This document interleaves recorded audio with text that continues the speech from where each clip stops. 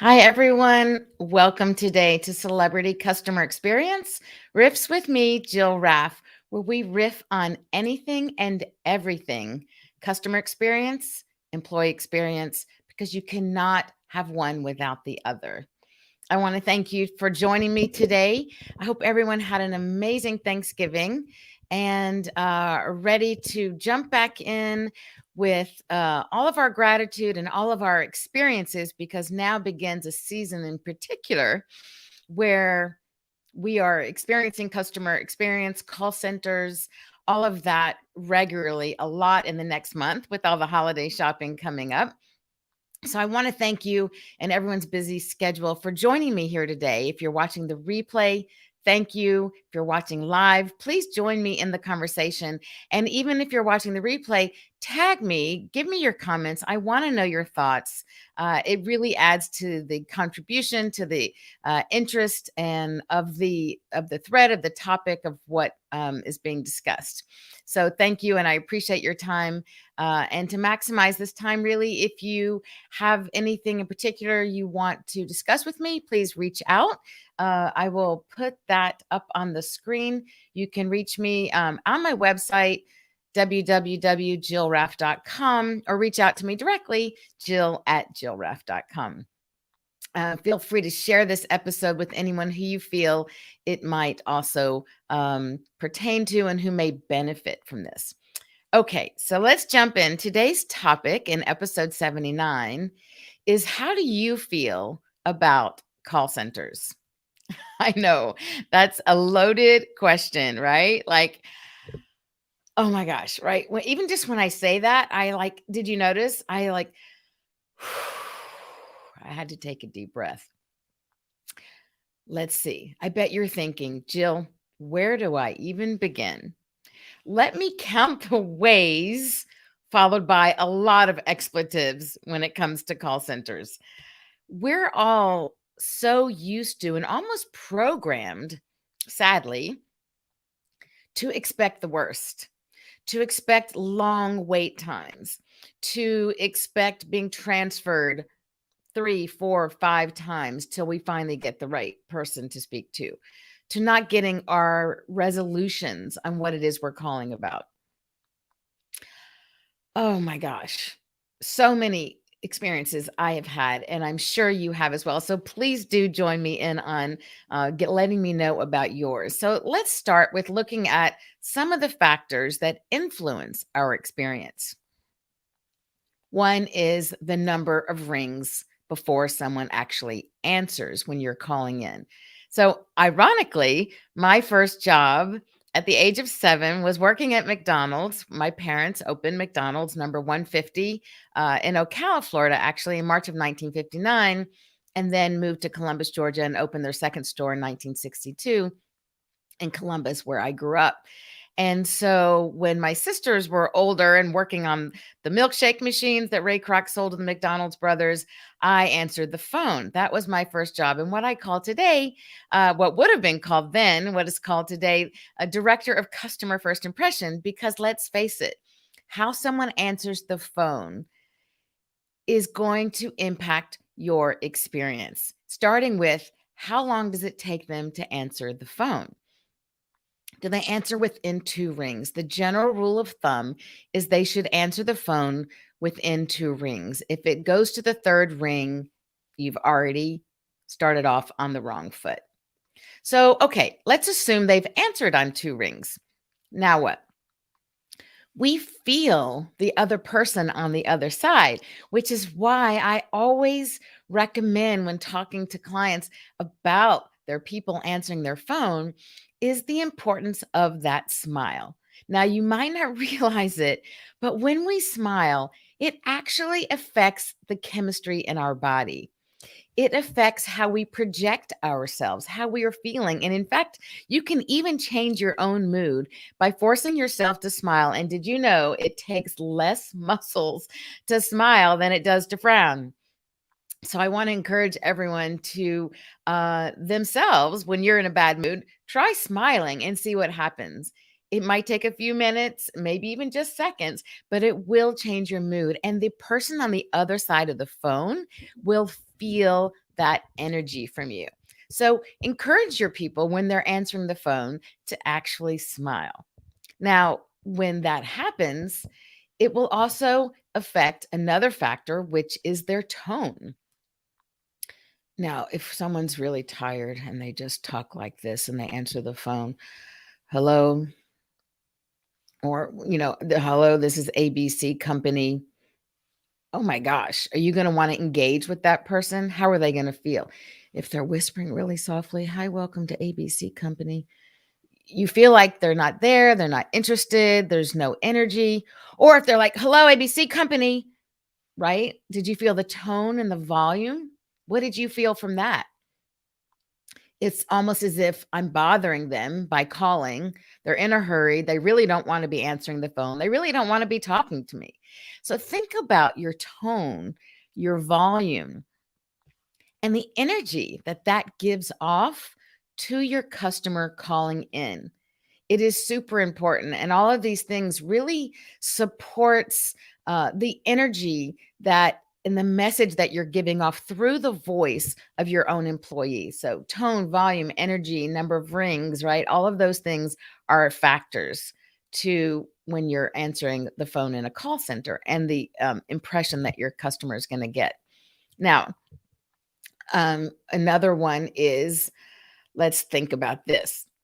How many times are you transferred because you don't get to the right person somehow to start with? Okay, think about that for a minute. I see we have some comments, people joining, so I wanted to just welcome them. Thank you, Adele. Great to see you, honey. Let's see. Adele says call center experiences go from the horrendous to the sublime. Okay, I look forward to hearing more about that. It's about empowerment and communication and mindset and empathy. 100%. Empathy, I think, especially when it comes to call centers, Adele, I think is hugely important. How we communicate. Are your people given the right skills? Are they being educated?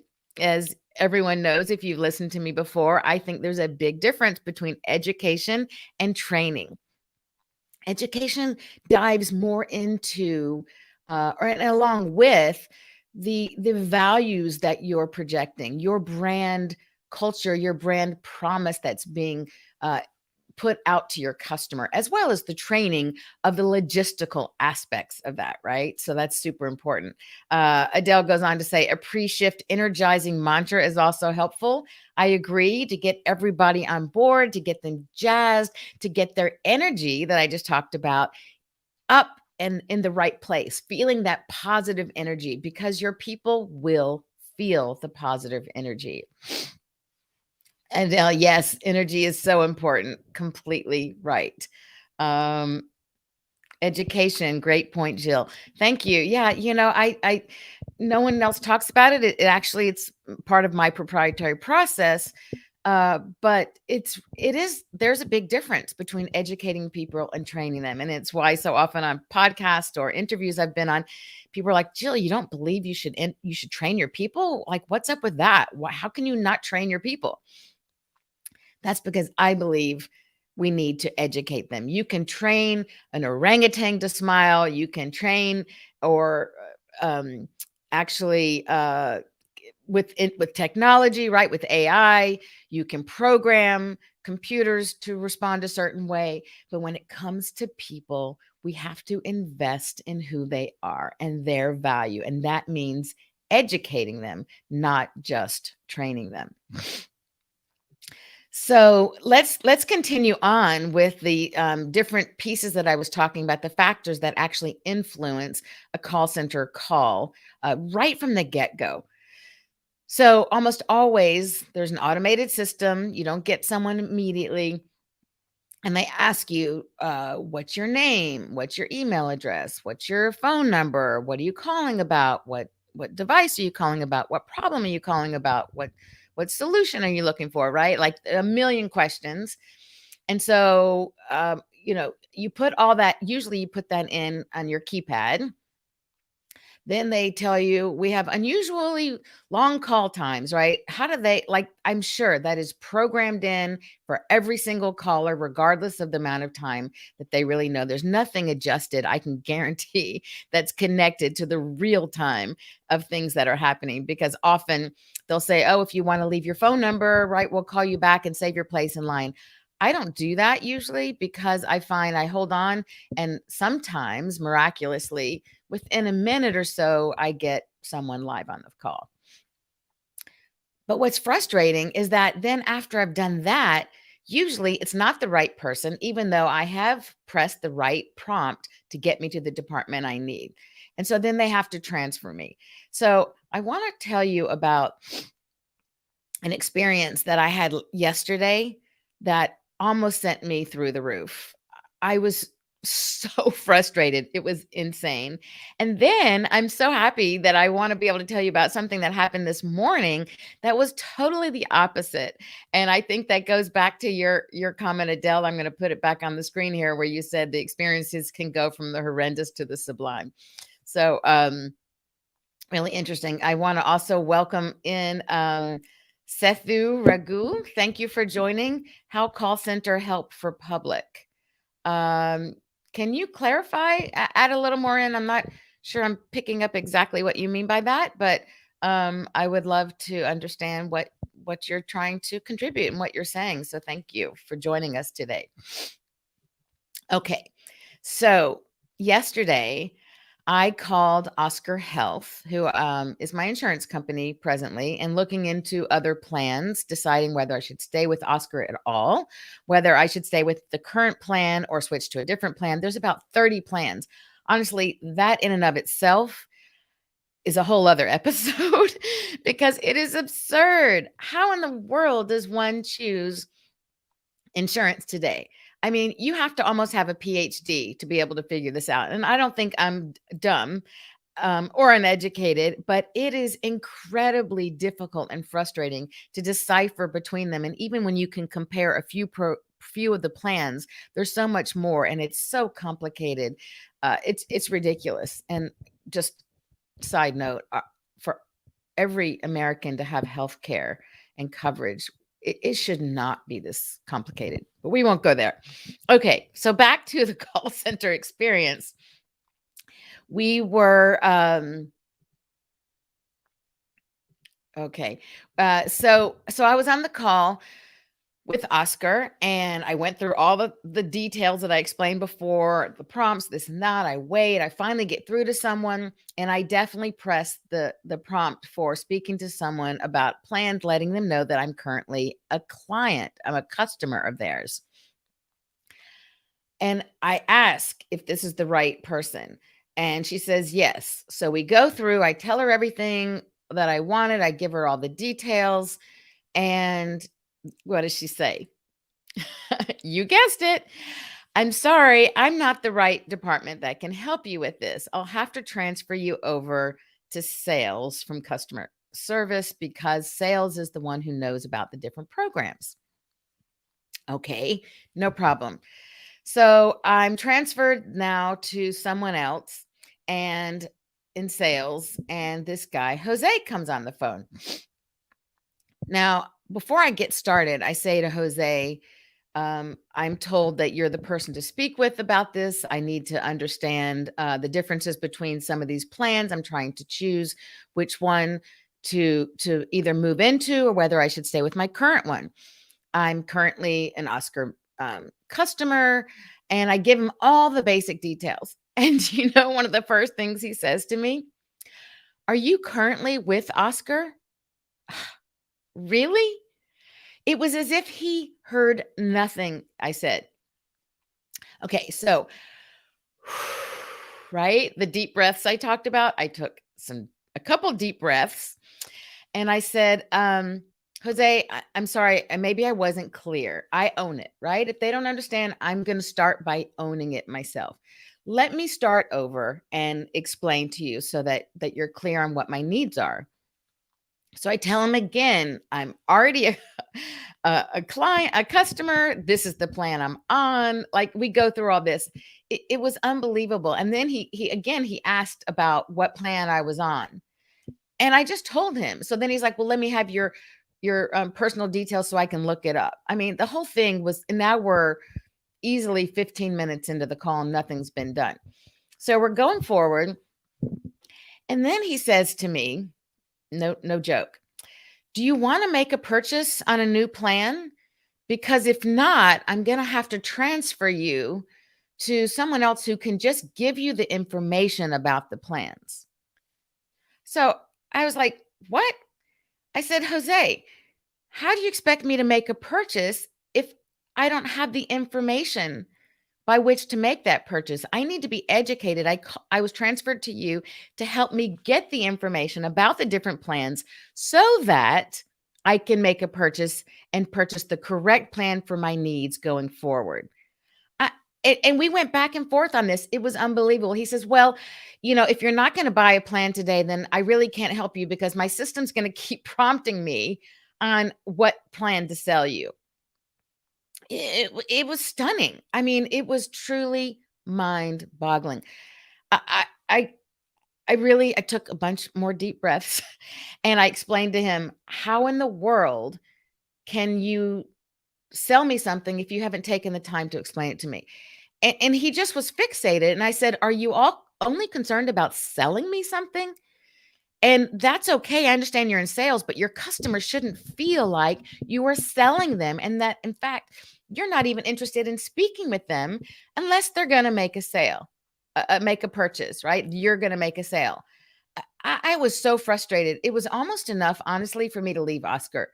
But I realized this one person is not the company. On the other hand, shame on the company for hiring someone like him to say those types of things, to put him in that position where he felt the squeeze. And then he actually said to me, "Well, if you're not going to make a purchase, I have I have other calls waiting, and already spent a lot of time on this call, and I need to move to the other people who are calling who want to buy a plan." I kid you not, I couldn't make this up. It was beyond belief. I was so frustrated. So finally, I was like, "You know what? Who's your supervisor?" And he like talked around in circles. And finally, I said, he goes, "Well, I don't know. We work remotely." Okay, we'll talk about remotely in a minute. But I'm like, "You don't know?" I said, "I understand working remotely. It's COVID, pandemic. Everyone's working remotely, many people, but you have to know who your supervisor is. Don't you communicate with your boss?" And then he says, "Well, yes." Um, and anyway, he kind of felt uncomfortable. He finally gave me the name of his supervisor, really reluctantly. And then he's like, "Well, because he knew now I might speak to a supervisor, now suddenly he says, 'Well, let me try to help you. Let me give you the information on these plans.'" But also we talked about tone and volume and speed of voice, right? That's another one which ties into energy level. His voice was so slow. It was so frustrating.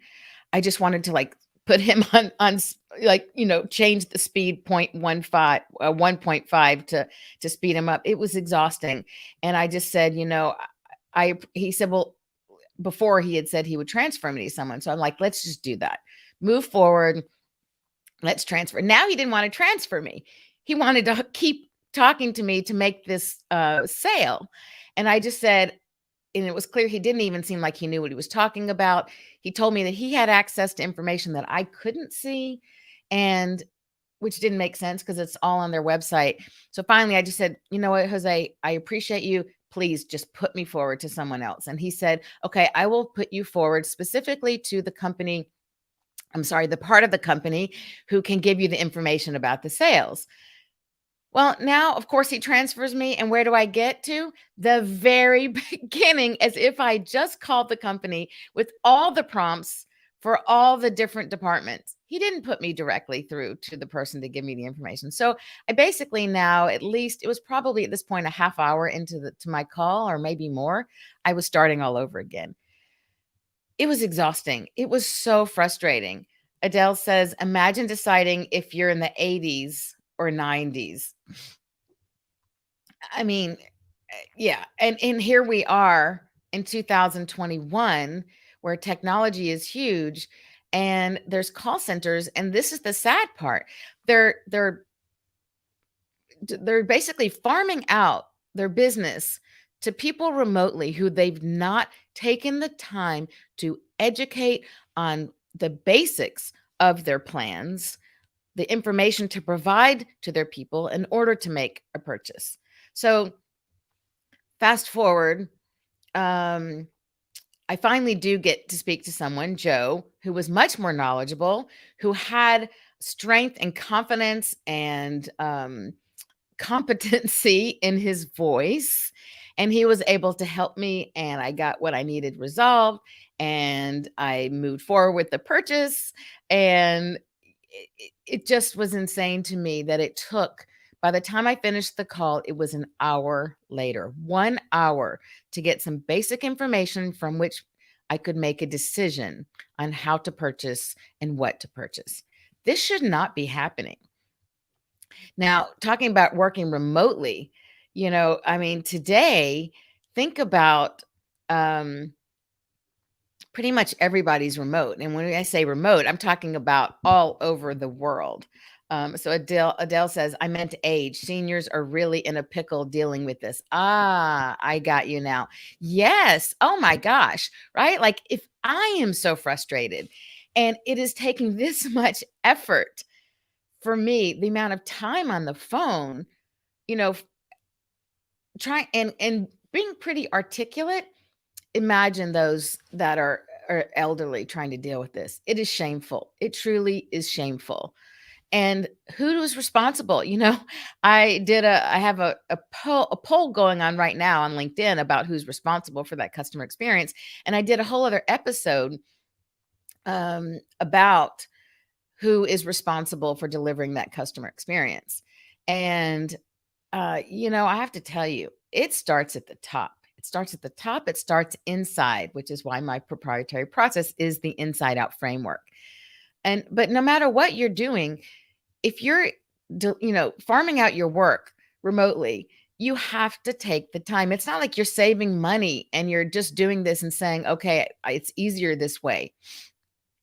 There is no excuse for a supervisor to not give the information that they need to take care of their people and educate them. There is no excuse for the person I'm speaking with on the phone to not give me the name of their supervisor when asked for. It was pulling teeth to get that from him. No excuse. Thinking about remotely, how often we're calling India, Philippines, Pakistan. I hear roosters crowing in the background, right? And I get it. We're working from home. Sometimes my dog will bark in the middle of this, but it just does not feel professional. And another experience I had, the person was in the Philippines and she was like a recording. She just kept repeating the same things, but she didn't answer my question. So I had to repeat back and say, I appreciate what you're saying, but it doesn't answer the specific question I'm trying to get an answer to. She was just repeating a script that she was given. She was not using active listening. She was never trained properly on how to be a human being interacting with another human being. She was told, here, read this. If they say that, then you respond with this, right? If this, then that. Oh my gosh. If you're going to have human beings on the phone, let them be human, educate them, train them so that you can have a conversation that answers questions directly. And really, shame on you companies who don't take the time to do that. Shame on you companies who are already paying pennies on the dollar for of what you would pay domestic employees, and you're not spending the time to actually educate those people. You're already paying them so much less. Spend that extra money. Spend the dang money on investing in the training them properly, on training them and your values, on your culture, so that it's exhibited, so that it's felt by your customers. So it's not just letting them go through the process of reading a script. So at let's see, this was Oscar. Yeah. So all in all, my Oscar experience was 1 hour. It's ridiculous. Adele, oh my God, the script. Right? Like, how many times have we all experienced the script? Now, I come from real estate as well. I'm a licensed real estate agent. I was in New York and Texas, and I understand scripts. I've been trained on them too. But when you're talking with people, you don't deliver a script word for word that doesn't respond to the answer put forward. It just makes me insane. So I've been riffing on this for quite a while. So I just want to also mention that I think I'm going to give you a good experience of what happened, but it's time to really look at your organization. Look at your call centers, your retail, your service organization, whatever your business you're in, and ask honestly, how do my customers feel when doing business with us? And ironically, I talk about the inside out, from the employees out to the customers.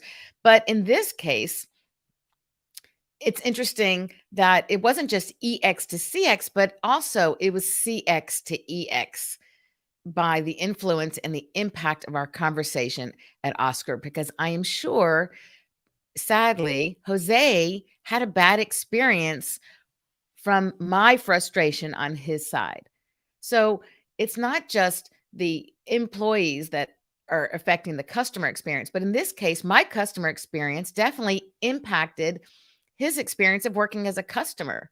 I mean, I'm sorry, working as an employee. So imagine if he had this frustrating experience multiple times a day because of his lack of training, because he was saying, if you're not going to make a sale, I'm going to have to transfer you.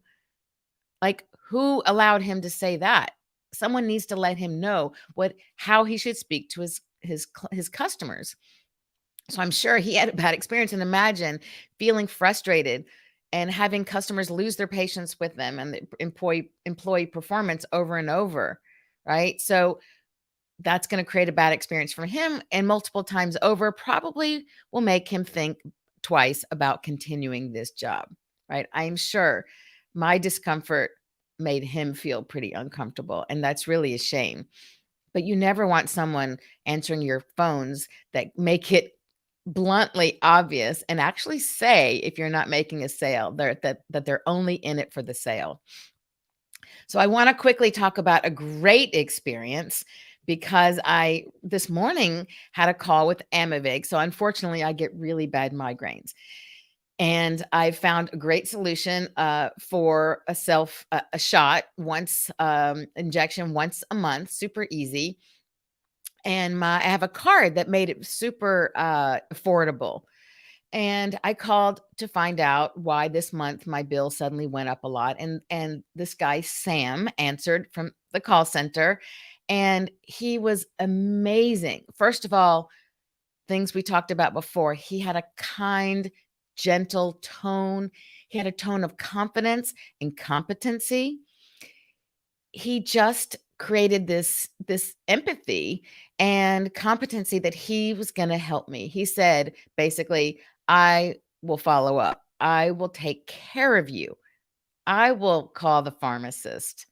I will send you the container you need to return back the used pens. I'm going to take care of your renewal card. And he did. He went through everything. He was so nice. He put me on hold, explained beforehand everything that I should expect of what was going to happen with a recording that I had to listen to approve. Went through everything just like he said, came back on the phone, took care of everything. He said, I'm going to call your pharmacist for you now, so we make sure that this is implemented. Amazing. I thought I would have to now follow up and call the pharmacist. He took care of me. He took care of every detail so that the renewal of the card would be active right away. And then, sure enough, he put me on hold, called my pharmacist, came back, told me about the conversation. I mean, it was really incredible. And I told him, Sam, Thank you for renewing my faith and hope in call centers because you were fantastic. And I appreciate you so much. It was really, really incredible. So I want to invite everyone to think about the differences of these experiences and how you can have everyone have a Sam on your team with your customers, and that's what you want. So I really want to invite you to look at what's going on in your company, whether it's call centers or your people that you hire to work remotely, right? And as if they, thinking that they don't create that customer experience, to decide who's going to do business with you or whether they're going to do business with your competitor, because it will make a difference. So I thank you for joining today. I know we went a little bit up. It's 12:30 right now. I do just want to mention, put up here again my contact information. Please reach out if you want to talk about any of this, whether it's call centers or any part of the business. Reach out. Let's have an exploratory call and see what's going on in your business, whether we're a right fit. I may or may not be, and that's totally fine. If I can't help you, I have a colleague and cohort of 14 other amazing women, as well as others who may be able to help you. So reach out. The key is to have a conversation, to get it going. There's no obligation, and it's important to think about how our people represent our brands. How does your employee represent your brand promise, your culture? What experience are they giving to your customers, whether on a call center or whether face to face? Your people are the front line of your company. Now, had I not had other experiences which were good, trust me, I would be out of there with Oscar. It was extremely frustrating what I went through until I finally got someone who was competent. A customer doesn't have time to waste. And like Adele pointed out, what about the older generation and people who maybe their language skills aren't even, as good as mine? Maybe English isn't their first language. We have to be able to train our staff to interact and connect with our customers in a way that is empathetic, that's kind, that's competent. So I hope that some of these things have been helpful for you today. Adele and others, thank you so much for joining. Reach out, connect with me. And it was great to be with you today. We will be back again next week with another version of Celebrity Customer Experience, Riffs with Jill Raff, and make it a great rest of your day. Thanks so much for joining.